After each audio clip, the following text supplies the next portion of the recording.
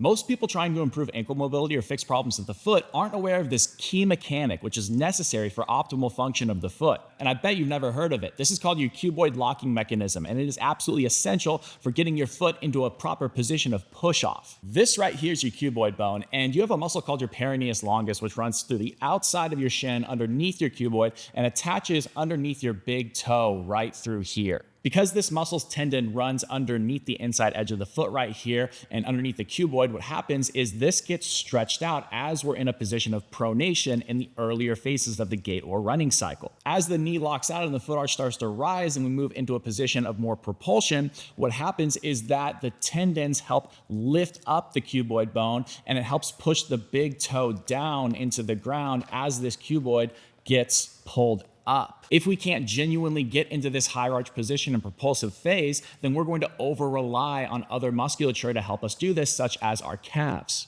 Over time, this can continually stress the Achilles, which attaches through the calves, and also create issues with the plantar fascia. Oftentimes, you're going to see people with flatter feet and more pronated foot arches have a harder time with this than other people relative to it. So we want to train this peroneus longus muscle in a specific position where it's doing its job of pushing the big toe down, but also getting a lift of the foot arch. Here's a perfect way to do that. An easier starting progression of this exercise is to grab a chair and a wedge on the floor. Place your toes 2 through 5, the ball of your foot on that wedge, and have your big toe on the ground. Hold on to the back of the chair and support your body weight with it.